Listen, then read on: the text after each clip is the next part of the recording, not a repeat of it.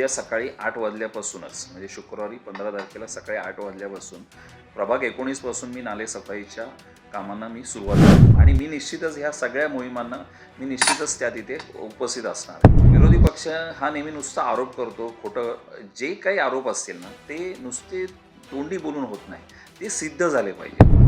नालेसफाईच्या नवीन निविदा प्रक्रियेला आजच स्थायी समितीमध्ये मंजुरी मिळालेली आहे.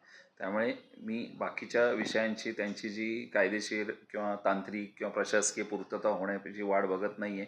मी उद्या सकाळी 8 वाजल्यापासूनच म्हणजे शुक्रवारी 15 तारखेला सकाळी 8 वाजल्यापासून प्रभाग 19 पासून मी नालेसफाईच्या कामांना मी सुरुवात करतो आहे.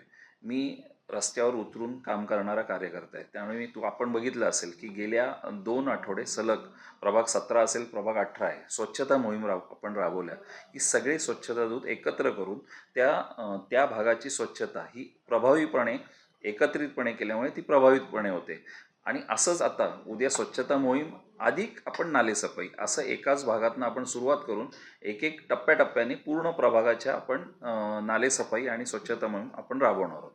आणि मी निश्चितच ह्या सगळ्या मोहिमांना मी निश्चितच त्या तिथे उपस्थित असणार आहे.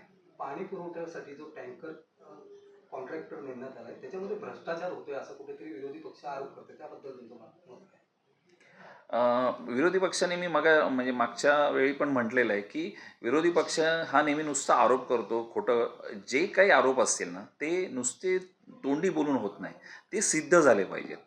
कुठल्या सोसायटीला एखाद्या सोसायटीला टँकर पुरवठा होतो त्याच्या मुळाशी गेलं पाहिजे की त्या सोसायटीला ओसी मिळालेली नाही. बरं, ती ओसी का नाही मिळत ह्याच्या सगळ्या जर खोलात गेलो तर त्या तिथे रहिवाशी राहतात, म्हणजे त्यांची काही चूक नाही. तो विकासक आणि काही त्यांच्यातले सदस्य यांच्यातल्या कायदेशीर वादामुळे तो प्रश्न निर्माण झालेला आहे. मग ह्याचा अर्थ काय, तिथे जे 50-60 कुटुंब राहतात त्यांना पाणीच पुरवायचं नाही असं होत नाही.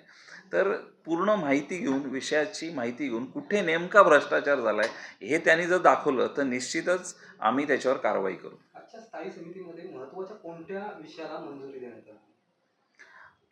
हे जे मी मगाशी म्हणालो की जो युद्ध काळामध्ये युद्ध परिस्थितीमुळे गॅस टंचाईमुळे आपण जे पाईपद्वारे जो गॅस पुरवला जातो त्याच्या खोदाईला जी महानगर गॅसला परवानगी केंद्र सरकारने विना कुठल्याही प्राधिकरणाची मंजुरी न होता जी परवानग्या दिलेल्या आहेत त्याच्यामुळे त्यांनी सरसकट सगळीकडे रस्ते खोदून ठेवलेले आहेत.